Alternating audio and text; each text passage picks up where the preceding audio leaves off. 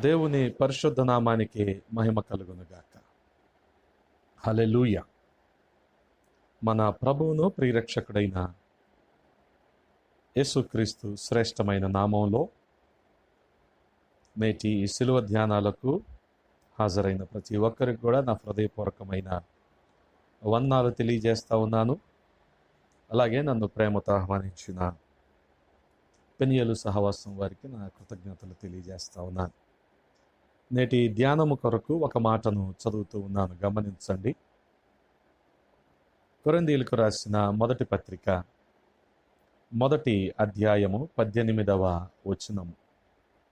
సిలువను గూర్చిన వార్త నశించుచున్న వారికి వెర్రితనము గాని రక్షింపబడుతున్న మనకు దేవుని శక్తి.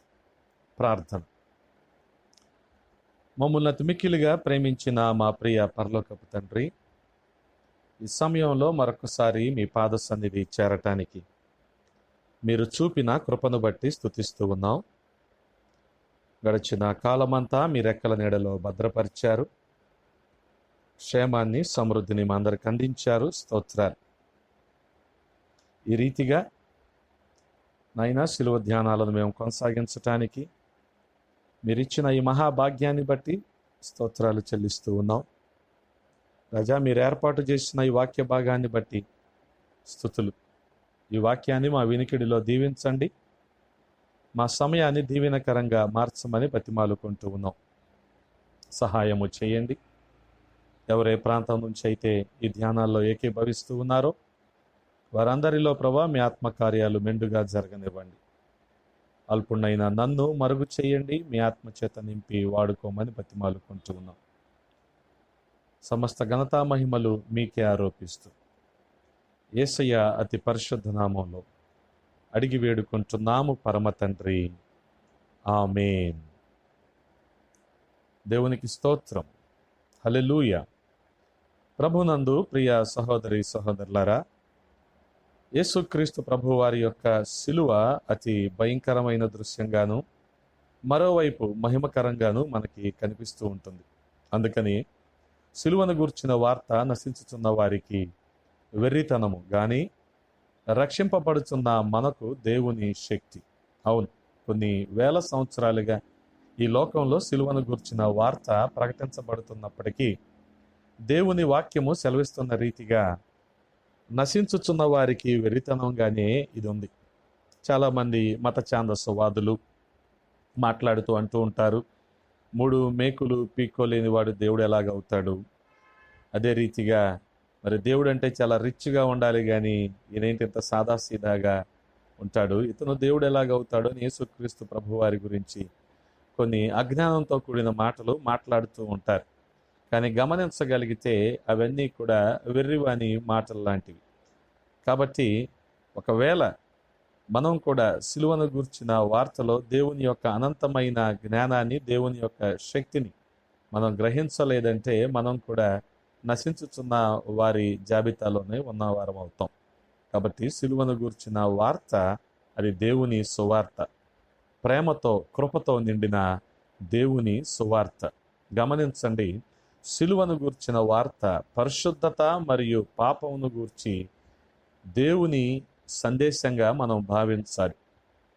వాస్తవానికి యేసుక్రీస్తు ప్రభువారు సిలువలో శ్రమ పొందిన మీదట ఆయన యొక్క పరిశుద్ధత, అలాగే ఆయన శ్రమ పొందటానికి కారణమైన మనిషి యొక్క నీచమైన పాపాన్ని కూడా మనం ఒక్కోసారి జ్ఞాపకం చేసుకోవాలి. ఎందుకనంటే యోహాను సువార్త 8వ అధ్యాయము 34వ వచనంలో రాయబడి ఉంటుంది, పాపము చేయు ప్రతివాడును పాపమునకు దాసుడు అని రాయబడి ఉంటుంది. ఆ రీతిగా అదే అధ్యాయములో 46వ వచనంలో ప్రభువారు అంటున్నారు, నా యందు పాపము ఉన్నదని మీలో ఎవడు స్థాపింపగలడు అని మాట్లాడుతూ ఉన్నాడు. ఆయన లోకానికి సవాలు విసిరాడు. గమనించండి, యేసుక్రీస్తు ప్రభువారు చెప్పినట్లుగా పాపము మరియు దాసత్వము ఈ రెండు కూడా విడదీయలేనివి. పాపం నుండి విడుదల పొందినప్పుడే మనిషి నిజమైన స్వాతంత్రాన్ని అనుభవించగలడు. ఆయనలో పాపము లేనే లేదు. పరిశుద్ధుడు, నిర్దోషియు, నిష్కల్మషుడును, పాపులలో చేరక ప్రత్యేకముగా ఉన్నవాడును అని వ్రాయబడి ఉంటుంది. హెబ్రీయులకు రాసిన పత్రిక 7వ అధ్యాయం 26వ వచనంలో.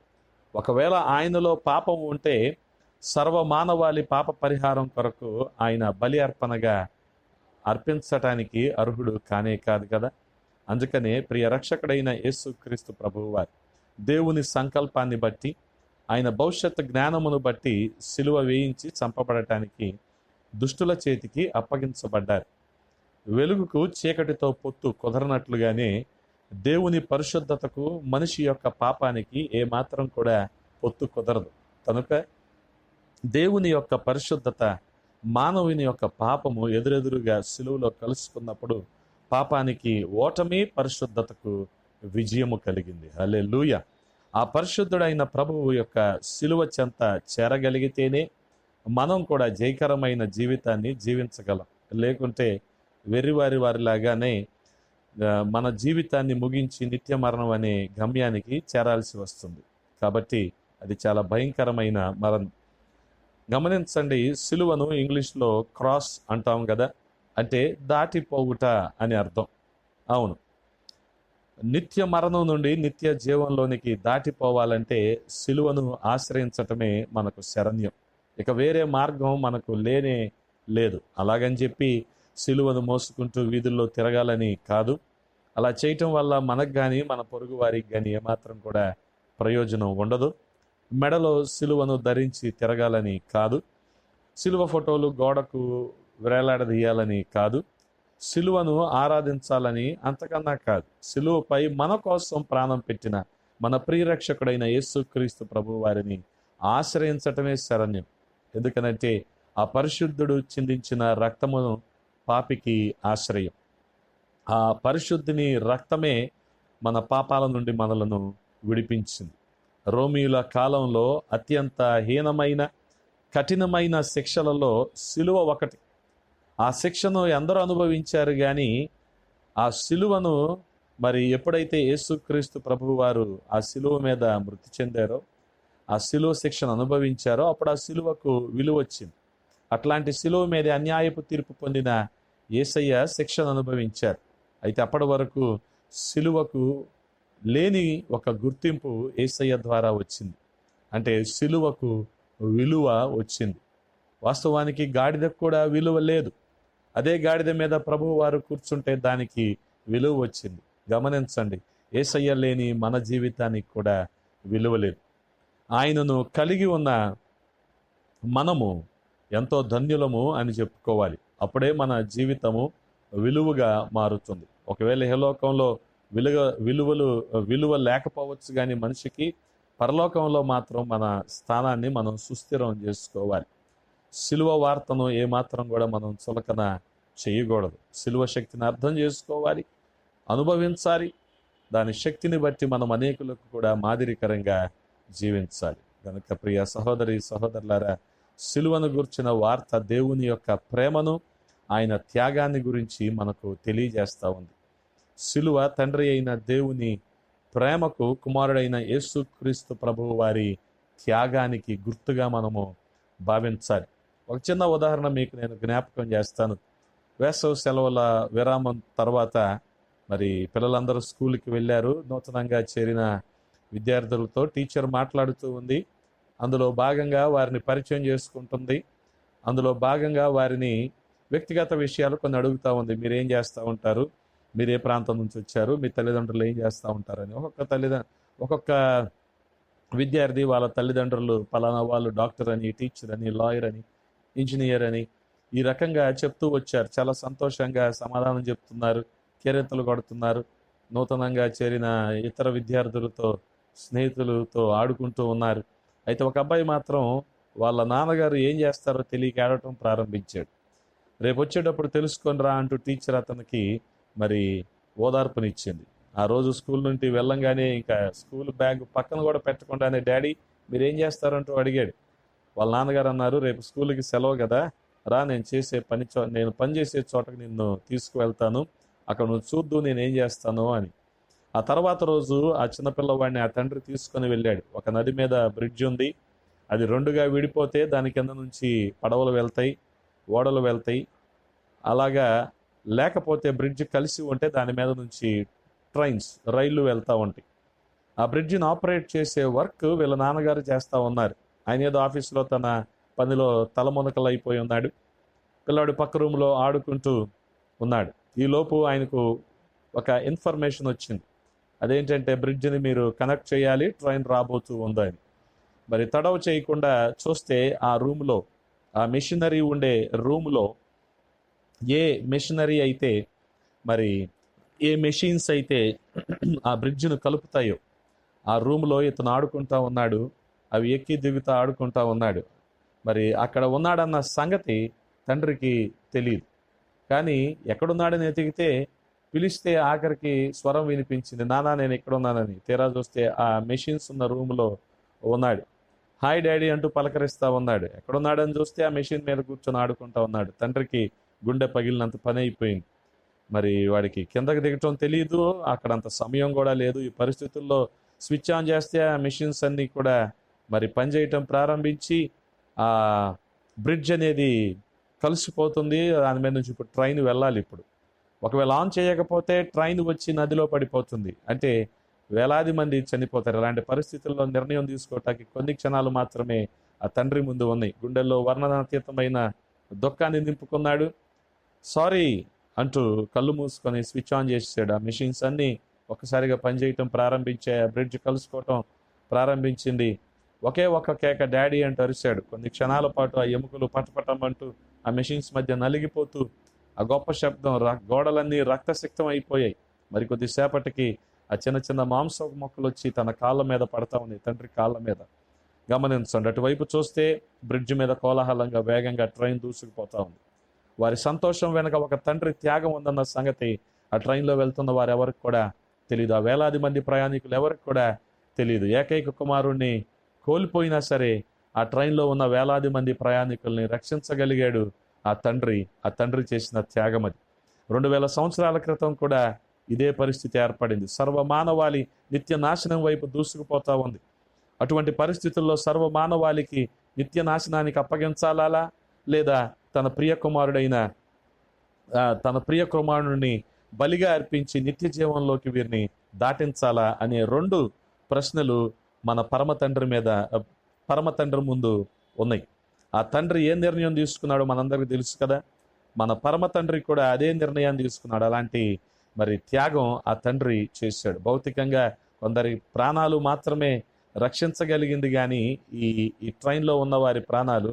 కానీ మన పరమ తండ్రి చేసిన త్యాగం సర్వమానవాళిని నిత్య మరణం నుండి నిత్య జీవములోనికి దాటించింది. అందుకనే గమనించండి, యోహాను సువార్తలో రాయబడి ఉంటుంది 3వ అధ్యాయము 16వ వచనంలో, దేవుడు లోకాన్ని ఎంతగానో ప్రేమించాడు కదా, ఆయన తన అద్వితీయ కుమారునిగా పుట్టిన వాని యందు విశ్వాసముంచు ప్రతివాడును నశింపిక నిత్య జీవం పొందినట్లు ఆయనను అనుగ్రహించెను అని రాయబడి ఉంటుంది. మనలను నిత్య జీవంలోనికి చేర్చడానికి తండ్రి త్యాగముతో పాటు కుమారుని విధేయత కూడా మనం గ్రహించాలి. అక్కడ ఈ త్యాగానికి విధేయతకు మనకు అది పొందుకోవటానికి మనకి అర్హత ఉందా అంటే లేనే లేదు. ఇంతకీ ఈ త్యాగం విధేయత మనల్ని ఎట్లాంటి పరిస్థితుల్లో ఉన్నప్పుడు మనం అనుభవించాము అంటే, మనం ఇంకా బలహీనులుగా ఉన్నప్పుడు రోమా 5:6 ప్రకారం, మనం ఇంకా పాపులుగా ఉన్నప్పుడు రోమా 5:8 ప్రకారం, మనం ఇంకా ఆయనకు శత్రువులుగా ఉన్నప్పుడు రోమా 5:10 ప్రకారం.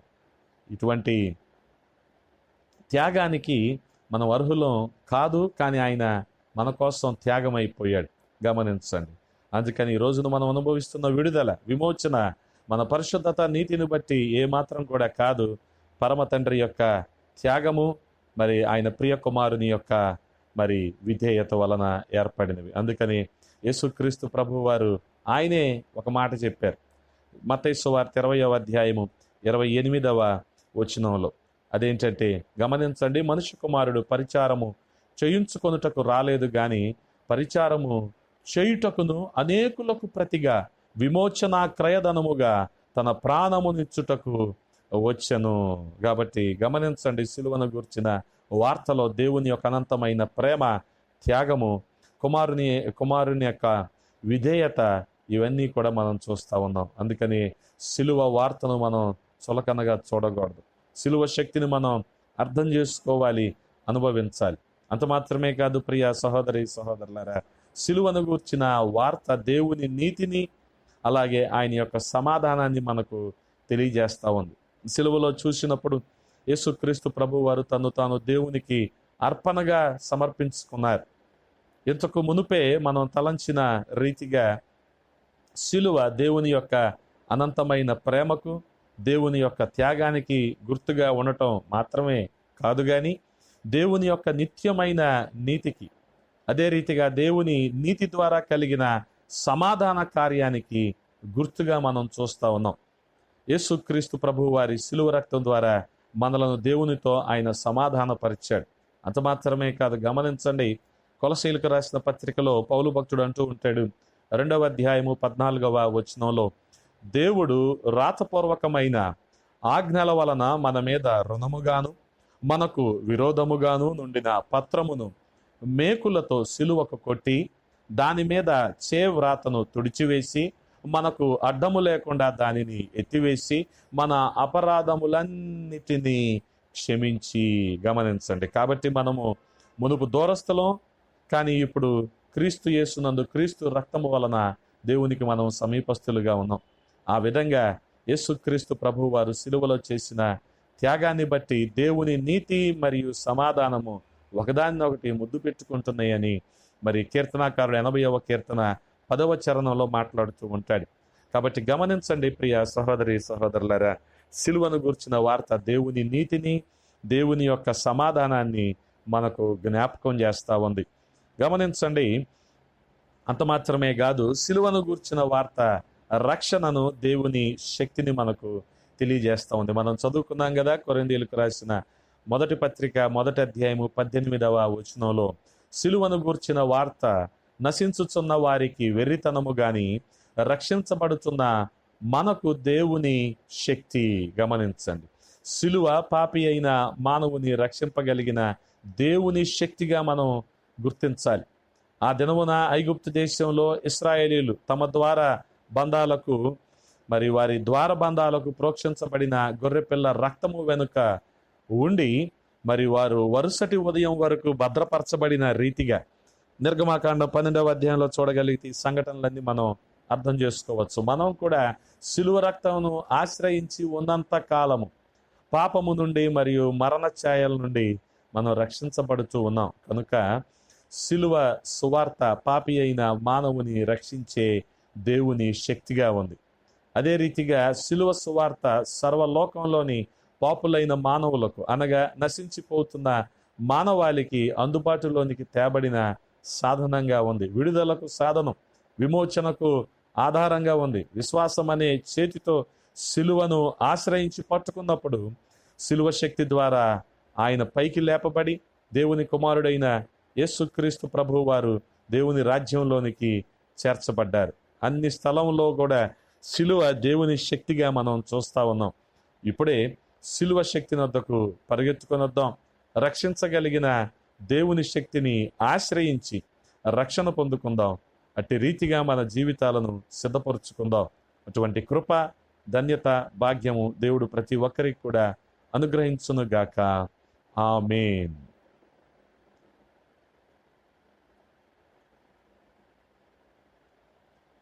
మహాగణుడా, మహోన్నతుడా, సర్వశక్తి కలిగిన ప్రభువా, ఈ సమయంలో కొద్ది మాటలు ధ్యానించటానికి మీరు చూపిన కృపను బట్టి స్తోత్రాలు. రాజా, సిలువను గూర్చిన వార్త, సువార్త నశించిపోతున్న మానవాళికి అది వెరితనంగా ఉంది, కానీ రక్షించబడుతున్న విశ్వాసులకు అది దేవుని శక్తిగా ఉంది అన్న సంగతిని ప్రభువా మేము ధ్యానించడానికి మీరు కృపనిచ్చారు. స్తోత్రాలు. అనేక విషయాలు ఈ సమయంలో మేము బోధించబడ్డాం. విన్న మాటలు మా హృదయ పలకల మీద భద్రపరచండి. దుష్టుడు ఎత్తుకుపోకుండా సహాయం చేయండి. కూడిన ప్రతి ఒక్కరిని దీవించి ఆశీర్వదించండి. ఆయన పెనియేలు సహవాసాన్ని వారందరినీ మీరు దీవించి ఆశీర్వదించండి. ఇందు నిమిత్తం ప్రయాసపడుతున్న సంఘ కాపరి సంఘాన్ని బట్టి, సహకారులను బట్టి స్తోత్రాలు. వారందరినీ ప్రభా మీ హస్తాలకు అప్పచెప్తూ ఉన్నాం. ప్రతి అవసరతలో తోడుగా ఉండండి. ఈ సిలువ ధ్యానాల్లో మరిన్ని విషయాలు మీ చిత్తమైతే మేము ధ్యానించుకునే కృపను, తలపోసుకునే కృపను దయచేయమని యేసయ్య పరిశుద్ధ నామంలో అడిగి వేడుకుంటున్నాము పరమ తండ్రి. ఆమేన్.